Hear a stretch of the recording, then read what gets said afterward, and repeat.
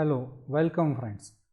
So far we have completed the 2 chapters of our syllabus, and in this session we will start our next unit, next chapter of our syllabus, and that is Unit 3, Development of the Company Law Administration. And these units provides how the company law is administered by which system.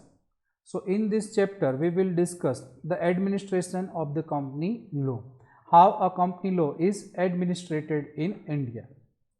So the first, what is the setup of company law administration in India, in which at the top level the administrative authority is the ministry, and the name of the ministry is Ministry of Corporate Affairs. At the top level the administrative authority is the ministry, and the Ministry of Corporate Affairs is primarily concerned with the administration of the Companies Act 2013, the Companies Act 1956, the Limited Liability Partnership Act 2008, that is also relating to the body corporate, Insolvency and Bankruptcy Code 2016, other allied act and rules and regulations framed there under. Means આ જે કંઈ બી act આપણને આપેલા છે એમાં જે કંઈ rules regulation છે, ફોર એક્ઝામ્પલ કંપનીઝ એક્ટ છે તો એવા જ કેસમાં કંપનીઝ રૂલ્સ પણ છે. તો આ જે કંઈ બી પ્રોવિઝન્સ છે બધા એમાં ડીલ કરવા માટે તો જે મિનિસ્ટ્રી છે, આ મિનિસ્ટ્રીનું નામ અહીંયા આપણને આપેલું છે ministry of corporate affairs, MCA. તો મિનિસ્ટ્રી છે, મિનિસ્ટ્રી કેવી રીતે વર્ક કરશે તો કે મિનિસ્ટર પોતે તો બધી જગ્યાએ વર્ક નહીં કરી શકે, તો એવા કેસમાં જે આ office of ministry of corporate affairs છે કેવી રીતે વર્ક કરશે તો ત્યાં આપણે કહીએ છીએ એક્ઝિક્યુટિંગ ઓફિસીસ, કે ભાઈ આ કંપનીઝ એક્ટ છે, LLP એક્ટ છે, એનું એક્ઝિક્યુશન, એનું ઇમ્પ્લિમેન્ટેશન છે કેવી રીતે કરે છે, એના માટે એને શું રિક્વાયર્ડ છે. તો they also appointed the executing offices, and ministry of corporate affairs functions through the director general corporate affairs. તો કોર્પોરેટ અફેર્સમાં તો કે કંપનીઝ એક્ટને રિલેટેડ, LLPને રિલેટેડ જે કંઈ બી પ્રોવિઝન્સ છે એના માટેનું તો જે નેક્સ્ટ લેવલની ઓથોરિટી, મિનિસ્ટ્રી પછી તો કે જે વ્યક્તિ આવશે તો કે એ લેવલ ઉપર આપણને આપેલું છે director general corporate affairs. Director general છે એની અંડરમાં પાછા ઘણા બધા ઓફિસર્સ અપોઇન્ટ કરેલા છે, અને આ જે ઓફિસર્સ છે એના નીચેના લેવલ ઉપર તો ત્યાં આપણને આપેલું છે રિજનલ ડાયરેક્ટર્સ, જેને આપણે કહીએ છીએ RDs. રિજનલ ડાયરેક્ટર્સ છે એની અંડરમાં કોણ વર્ક કરશે તો કે ત્યાં આપણને આપેલું છે ROC means registrar of companies, and the official liquidators. તો નોર્મલી ઓફિશિયલ લિક્વિડેટર્સ જેનું કામ છે એ ક્યારે આવશે તો કે at the time of liquidation of company. તો નોર્મલી આટલા ઓફિસર્સ છે જેની અપોઇન્ટમેન્ટ થાય છે શેના માટે, for the administration of the company law. તો at the top level ministry of corporate affairs, તો આ મિનિસ્ટ્રીની અંડરમાં પાછું કોને અપોઇન્ટ કરીએ છીએ આપણે તો કે director general corporate affairs, regional directors, registrar of companies and official liquidators. Next there is another institute, Indian Institute of Corporate Affairs. તો ગવર્મેન્ટે આના માટે એક ઇન્સ્ટિટ્યૂટ પણ બનાવેલું છે. આ ઇન્સ્ટિટ્યૂટ બનાવવાનો પર્પઝ શું છે તો કે this institute is meant to serve the needs of the corporate sector and corporate regulatory system by providing the inputs for policy, capacity building, knowledge and upgradation and documentation. તો corporate સેક્ટરમાં જે કંઈ બી requirement છે, જે updation required છે, જે feedbacks છે, આ બધા જ જે ફીડબેક્સ છે આ બધી જ વસ્તુઓ તો કે મિનિસ્ટ્રી ઓફ કોર્પોરેટ અફેર્સને પ્રોવાઈડ કરો. તો આ જે કંઈ ડેટા છે, ફીડબેક છે, આ બધી જ વસ્તુઓ છે તો કે ગેધર કરવાનું, કલેક્ટ કરવાનું કામ જે કોણ કરે છે તો Indian institute of corporate affairs. અને આ જે કંઈ ઇન્ફોર્મેશન છે આ ઇન્ફોર્મેશન પ્રોવાઈડ કરશે મિનિસ્ટ્રી ઓફ કોર્પોરેટ અફેર્સને. મિનિસ્ટ્રી ઓફ કોર્પોરેટ અફેર્સ છે એમાં જે કંઈ રિક્વાયર્ડ ચેન્જીસ હોય, જેમ કે આપણે કહીએ કંપનીઝ એક્ટમાં ઘણા બધા અમેન્ડમેન્ટ્સ આવેલા છે, જે કંઈ ફોર્મ્સ છે એ ફોર્મ્સમાં ઘણા બધા અપડેટ્સ આવતા હોય છે, જે ડિટેલ્સ રિક્વાયર્ડ હોય, એડિશનલ ડિટેલ્સ છે એડ કરવામાં આવેલી હોય, જે અનનેસેસરી ડિટેલ્સ હોય એને રિમૂવ કરવામાં આવેલી હોય, તો એના માટે થઈને તો કંઈક ઇન્સ્ટિટ્યૂટ બનાવેલું છે. અને આ ઇન્સ્ટિટ્યૂટ પણ કોની અંડરમાં વર્ક કરશે, મિનિસ્ટ્રી ઓફ કોર્પોરેટ અફેર્સ. અને એનું કામ છે શું છે તો કે કોર્પોરેટ સેક્ટરની જે કંઈ બી નીડ્સ છે એને MCA સુધી પહોંચાડવી અને એમાં અપગ્રેડેશન લઈ આવવું. Next, statutory bodies under the ministry. તો હજુ તો કે મિનિસ્ટ્રીની અંડરમાં જે સ્ટેચ્યુટરી બોડીઝ છે કે જેને કાયદા દ્વારા તો કે જેને બનાવવામાં આવેલી છે, કોન્સ્ટિટ્યુટ કરવામાં આવેલી છે એવી જ ઓથોરિટીઝ. તો ફર્સ્ટ છે સિરિયસ ફ્રોડ ઇન્વેસ્ટિગેશન ઓફિસીસ. તો જે આપણે જોયું હતું section 447 that is relating to the fraud. તો એવી જ રીતે કંપનીઝ કોર્પોરેટ સેક્ટરમાં કંઈ પણ બી ફ્રોડ થતા હોય તો આવા જે સિરિયસ ફ્રોડ છે, સિરિયસ ફ્રોડ છે તો એના માટેની પણ ડેફિનેશન્સ છે, ડિટેલ પ્રોવિઝન્સ છે. પણ અહીંયા આપણે શોર્ટમાં ડિસ્કસ કરીએ તો અહીંયા આપણે કહીએ છીએ કે એનું કામ છે શું છે, detecting and prosecuting. Prosecuting means તો કે એના ઉપર કાયદેસરની કાર્યવાહી કરવી, or recommending for the prosecution white collar crimes or fraud. તો જે વ્હાઇટ કોલર ક્રાઇમ્સ છે, નોર્મલી આ ક્રાઇમ્સ છે કયા હશે, તો જે આપણે કીધું વિજય માલ્યા. તો વિજય માલ્યા છે એ કોઈ ટેરરિસ્ટ નથી, પણ એને જે ફ્રોડ કરેલું છે શું છે, વ્હાઇટ કોલર. નીરવ મોદી, આ સિવાય તો કે સ્પાઇસ જેટનું નામ તમે સાંભળેલું છે, નરેશ ગોયલ. તો આ બધા લોકોએ જે ફ્રોડ કર્યો છે કોર્પોરેટ સેક્ટરમાં ફ્રોડ કરેલા છે, અને આ જે વ્હાઇટ કોલર ફ્રોડ છે એને પ્રોસિક્યુટ કરવાનું કામ છે કોણ કરશે, તો કે સિરિયસ ફ્રોડ ઇન્વેસ્ટિગેશન ઓફિસ. તો એના માટે એક સ્ટેચ્યુટરી બોડી વર્ક કરે છે મિનિસ્ટ્રી ઓફ કોર્પોરેટ અફેર્સની અંડરમાં. Next, it is multidisciplinary organization consisting of the expert. Obviously કોઈનું ફ્રોડ છે, ફ્રોડ ડિટેક્ટ કરવું, એના ઉપર પ્રોસિક્યુશન કરવું અથવા તો પ્રોસિક્યુશન માટેનું રિકમેન્ડેશન કરવું. તો જો નામ જ સજેસ્ટ કરે છે કે સિરિયસ ફ્રોડ એટલે નાના મોટા પરચુરણ ફ્રોડ નથી જે આપણે 5, 25, 50 રૂપિયાના હોય. તો અહીંયા આપણે કહીએ 1000 of crores રૂપીઝના જે ફ્રોડ્સ છે, તો આવા ફ્રોડ્સ છે એને તો કે એને ડિટેક્ટ કરવા માટે જે રિક્વાયરમેન્ટ છે તો ત્યાં કોણ હશે, તો કે expert in the field of accountancy, forensic, auditing, law, information. તો આવા ફિલ્ડના જે એક્સપર્ટ છે એવા લોકોને તો કે સિરિયસ ફ્રોડ ઇન્વેસ્ટિગેશન ઓફિસ જે કોન્સ્ટિટ્યુશન જે બોડી છે એમાં ઇન્ક્લુડ કરવામાં આવતા હોય છે. Next, the insolvency and bankruptcy board of India. તો હવે માનો કે કોઈ કંપની જે નાદારી નોંધ આપે છે, બરાબર, તો એવા કેસમાં એની જે કંઈ પ્રોસેસ છે નોર્મલી તો કે હવે તો કે એની એસેટ છે ને ટેક ઓવર કરવું, એનું પેમેન્ટ કરવું, આ જે કંઈ બી રિક્વાયરમેન્ટ છે તો એવી જ રીતે બેન્કરપ્સી કોડની અંડરમાં જ એક સ્ટેચ્યુટરી બોડી બનાવવામાં આવેલું છે જેનું નામ અહીંયા આપણને આપેલું છે insolvency and bankruptcy board of India. Next, quasi judicial bodies under the ministry. Previously we have discussed statutory bodies કે જે કાયદાઓ દ્વારા બનાવેલી છે. આને પણ આપણે કહીએ છીએ કે they are also considered statutory, but the another bifurcation is quasi judicial bodies under the ministry. Judicial means તો કે જે કોર્ટ જેવું કામ કરે, કોર્ટનું કામ કરે પણ કોર્ટ નથી. Quasi means which is not real. Judicial office છે, જ્યુડિશિયરી છે શું કહી શકાય, તો કે કોર્ટ. એ કોર્ટ છે લોઅર કોર્ટ હોઈ શકે, હાઈ કોર્ટ હોઈ શકે, એપેક્સ કોર્ટ મીન્સ કે સુપ્રીમ કોર્ટ પણ હોઈ શકે. તો આ બધી જ્યુડિશિયલ બોડીઝ છે. પણ અહીંયા આપણને નામ આપેલું છે quasi judicial means which is not in fact judicial authority, but for the purpose of companies act we can consider it as a judicial authority. So two type of judicial authorities constituted under the provision of Companies Act, and the first, the Competition Commission of India, CCI. The commission, which is statutory body, administer the various responsibilities assigned it to under the Competition Act 2002. તો competition એક્ટની જે provisions છે તો competition એક્ટની provisions છે એને implement કરવી, એનું એક્ઝિક્યુશન્સ કરાવવું, અને એના એડમિનિસ્ટ્રેશન માટે તો કે કોમ્પિટિશન કમિશન ઓફ ઇન્ડિયા એવી એક ક્વાસી જ્યુડિશિયલ બોડી છે જે ઇન્કોર્પોરેટ કરવામાં આવેલી છે.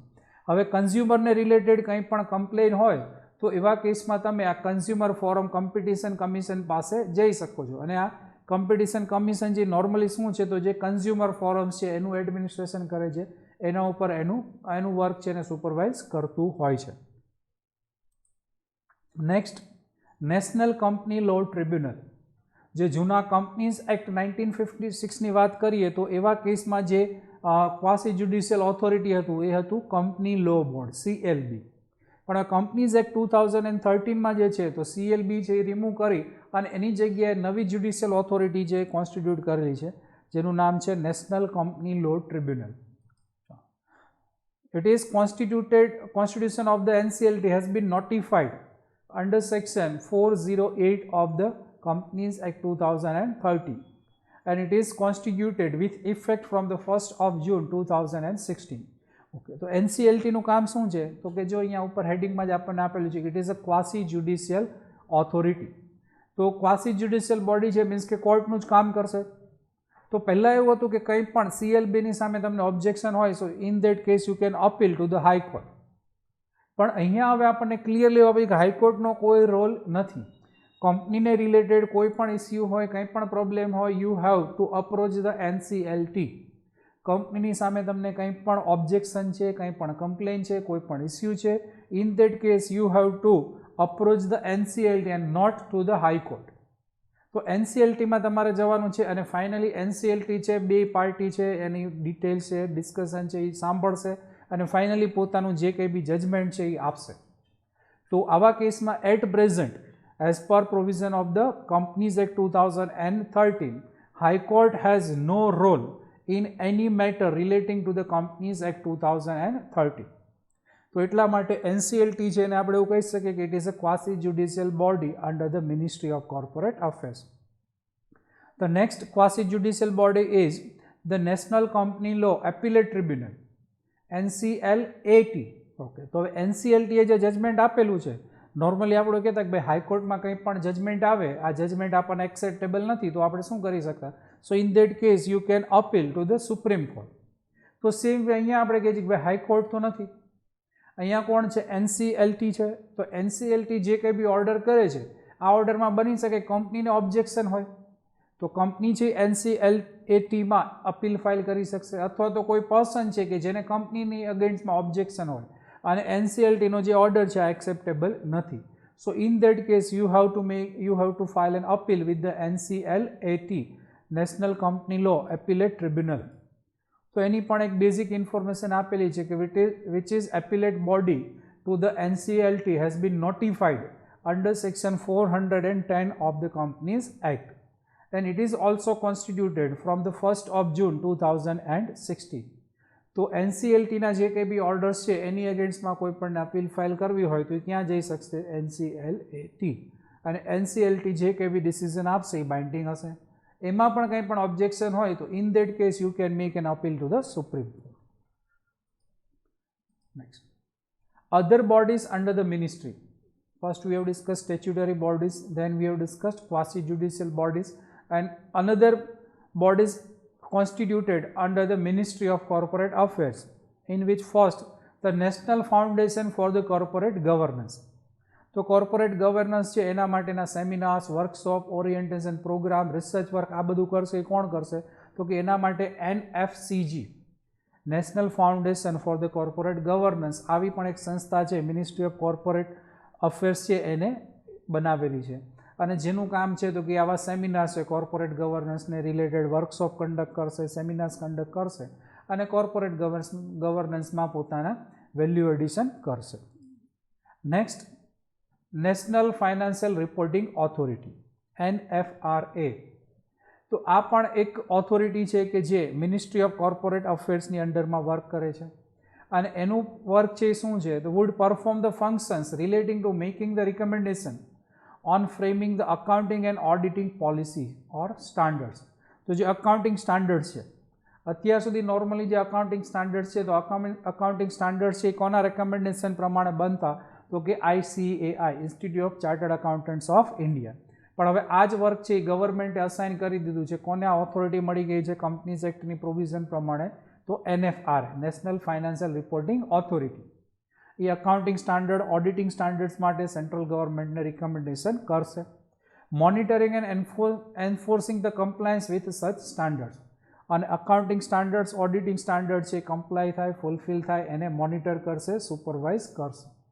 સેમ વે જે કંઈ પ્રોફેશનલ્સ છે તો પ્રોફેશનલના પ્રોફેશનલ કન્ડક્ટ છે એને રિલેટેડ પણ ડિસિઝન્સ છે NFRA લઈ શકે. પણ એને ડિટેલ્સમાં બધા વિશે આપણે સેપરેટ ટોપિક આવશે ત્યારે ડિટેલમાં ડિસ્કસ કરશું. But this is the structure for administration of the company law in India.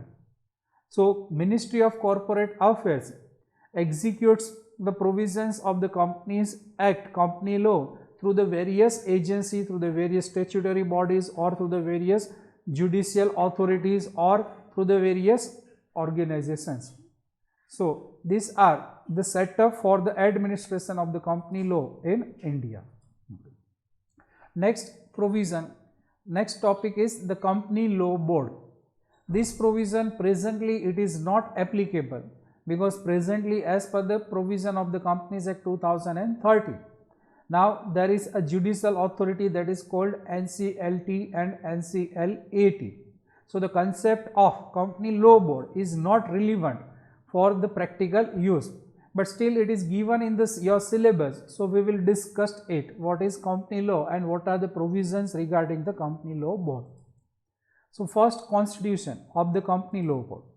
The central government shall by notification in the official gazette constitute a board to be called the board of company law administration. તો આનું constitution means કોણ બનાવશે આ board? તો કે central government. કેવી રીતે? તો કે by giving the notification in official gazette.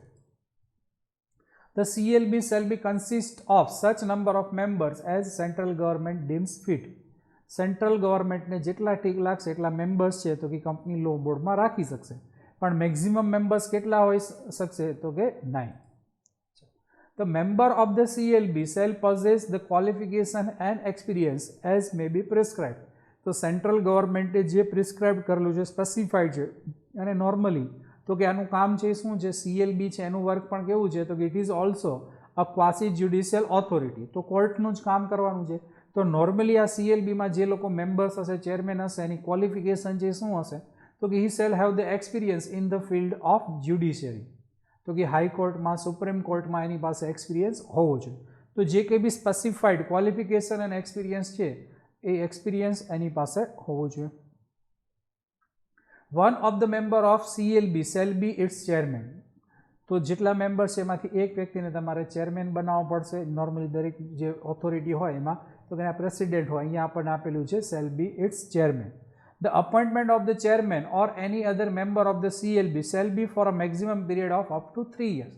તો ચેરમેન છે, મેમ્બર્સ છે, એનું જે ટર્મ ઓફ ઓફિસ છે, બરાબર, જે કેટલી હોઈ શકશે? મેક્સિમમ 3 years માટે તમે એની અપોઇન્ટમેન્ટ કરી શકશો. No act of the CLB shall be questioned on the ground only of any defect in the constitution of the company law board. તો CLBના કોન્સ્ટિટ્યુશનમાં એના મેમ્બર્સ, ચેરમેન છે, એમાં કંઈ પણ ડિફેક્ટ હતી એના કારણે એણે જે કંઈ બી ડિસિઝન્સ, એને જે કંઈ જજમેન્ટ આપેલા છે, જે ઇન્વેસ્ટિગેશન કરેલું છે, તો કે એને આપણે ક્વેશ્ચન કરી શકીએ નહીં, એને ઇનવેલિડ બનાવી શકાય નહીં. તો એના કોન્સ્ટિટ્યુશનમાં મે બી કાંઈ પણ ડિફેક્ટ રહી ગઈ હશે, but in that case also the act of the company law board is valid and it is binding on all the parties. Powers and functions of the board. તો CLB છે એના પાવર્સ, એની authorities છે શું હોય છે? તો first, the CLB shall exercise and discharge such powers and functions as may be provided on it by or under the provision of companies act 1956. તો જો આપણે કીધું કે CLBની પ્રોવિઝન એપ્લિકેબલ હતી, પણ ક્યારે? At the time of companies act 1956, but presently as per the provision of Companies Act 2013, CLB is not applicable. The CLB may form one or more benches to discharge the board's powers and functions. તો CLB છે શું કરશે? અલગ અલગ benches, જેમ કોર્ટમાં હોય, પછી હાઈકોર્ટ છે, સુપ્રીમ કોર્ટ છે, તો એમાં જજીસ છે, આ જજીસ છે એની બેન્ચીસ બનાવેલી, અને આ બેન્ચીસ છે તો કે પોતાના ફંક્શન્સ, પોતાની ડ્યુટીઝ છે પરફોર્મ કરતા હોય છે. તો સેમ વે CLB છે એ પણ શું કરશે? તો it can form one or more of the benches to discharge the board's powers and functions. So every order made or act done by the bench shall be deemed to be the order or act of the CLB. તો દરેક બેન્ચે જે કામ કરે છે, જે order pass કરેલા છે, આ જ ઓર્ડર છે CLBનો ઓર્ડર છે એવું માનશો, બરાબર? કે ત્યાં એવું ન કહી શકાય CLBનું એક્ટ નથી. તો દરેક ઓર્ડર જે બેન્ચનો ઓર્ડર છે, જે એક્ટ બેન્ચે પરફોર્મ કરે છે, એને આપણે કહી શકીએ કે it is act or order of the CLB. And every bench shall have the powers of the court under the Code of Civil Procedure Code. તો સિવિલ પ્રોસિજર કોડ CRPCની અંડરમાં જે કંઈક કોર્ટને જે કંઈ બી પાવર્સ મળે છે, આ જ બધા પાવર્સ કોને મળશે? કંપની લો બોર્ડને મળતા હોય છે. અને નોર્મલી આ પાવર્સ છે એ શું હોય છે? Discovery and inspection of the document or other material. તો જે કંઈ ડોક્યુમેન્ટ્સ છે, ડિટેલ્સ છે, એનું ઇન્સ્પેક્શન કરી શકે, એનું વેરિફિકેશન કરી શકે, એને સર્ચ કરી શકે. ડિસ્કવરી મીન્સ તમે પ્રેઝન્ટ નથી કરતા તો તમારે ત્યાં રેડ કરી અને એની ડિસ્કવરી અને ફાઇન્ડ આઉટ કરી શકે, આવી ઓથોરિટી CLB પાસે હોય છે. Enforcing the attendance of the witness છે એને સમન્સ આપી અને તો કે એની હાજરી છે કોર્ટમાં CLBની પ્રેઝન્સમાં, તો કે એને તમે કમ્પલસરી એની અટેન્ડન્સ છે એને એન્ફોર્સ કરાવી શકો. Examine the witness on oath, જે આપણે કહીએ છીએ સોગંદનામું, તમે સોગંદ લેવડાવી શકો. Granting adjournment and reception of the evidence on affidavit, તો જ્યાં આપણે કહીએ છીએ કે તમે એફિડેવિટ કરાવી શકો, એના એવિડન્સથી કલેક્ટ કરી શકશો. એડજમેન્ટ મીન્સ તો કે જેની કાર્યવાહી છે એને સ્થગિત કરવી અને નેક્સ્ટ મિટિંગમાં, નેક્સ્ટ સેશનમાં તમે આ પ્રોસેસ છે એને કન્ટિન્યુ કરી શકતા હોય તો આવી પણ ઓથોરિટી જે CLB પાસે હોય છે. And every bench shall be deemed to be a civil court and every proceedings before it shall be deemed to be a judicial proceeding. તો ઓબ્વિયસલી આપણે કહીએ છીએ CLB છે એ શું છે, ક્વાસી જ્યુડિશિયલ ઓથોરિટી છે. તો એણે જે કંઈ બી એક્ટ કરેલું છે, જે કંઈ બી કામ કરેલું છે એ આપણે શું માનશું, તો કે આ એક સિવિલ કોર્ટનું જ એક્ટ છે, સિવિલ કોર્ટનો જ ઓર્ડર છે, એવી રીતે આને એન્ફોર્સ કરાવી શકાશે. Next, the appeal against the order of CLB. તો કંપની લો બોર્ડ છે એને જે ઓર્ડર કરેલો છે એની અગેન્સ્ટમાં કોઈને ઓબ્જેક્શન હોય, પ્રોબ્લેમ હોય તો ઓબ્વિયસલી તમે અપીલ કરી શકશો. અને ક્યાં અપીલ થઈ શકે, તો કે in high court. So any person aggrieved by any decision or order of the company law board may file an appeal to the High Court within 60 days from the date of communication of the decision or order. તો જે decision, જે order છે એ બની શકે, કંપનીને objection હોય તો company જે હાઈકોર્ટમાં જઈ શકશે, કોઈ પાર્ટીને, કોઈ પર્સનને ઓબ્જેક્શન હોય તો એ પણ હાઈકોર્ટમાં જઈ શકશે. But the time limit for filing an appeal is given is 60 days from the date of communication of order. તો કમ્યુનિકેશન ઓફ ઓર્ડર મીન્સ જે દિવસે તમને આ CLBનો ઓર્ડર, CLBનું ડિસિઝન જે કમ્યુનિકેટ થાય એના 60 દિવસમાં તમે હાઈકોર્ટમાં અપીલ કરી શકશો. At this period of 60 days may be extended by the High Court to a further period of 60 days. 60 દિવસ કરતાં વધારે ટાઈમ લિમિટ છે આપી શકશે. કોણ આપી શકશે? હાઈકોર્ટ. એ ટાઈમ લિમિટ એક્સટેન્ડ કરી શકશે for the further 60 days if it is satisfied that the appellant was prevented by the sufficient cause from filing the appeal within a period of 60 days. હવે અહીંયા બની શકે કે કોઈ પાર્ટી છે, માનો કે એનું એક્સિડન્ટ થઈ જાય, ત્યાં આપણે કહીએ છીએ કે or he is not able to file appeal within a period of 60 days. તો તમારી પાસે જેન્યુઅન રીઝન છે and if the high court is satisfied about this reason, the high court can extend the time limit for further period of 60 days for filing an appeal. So that's all for company law board, and next topic we will discuss in our next session.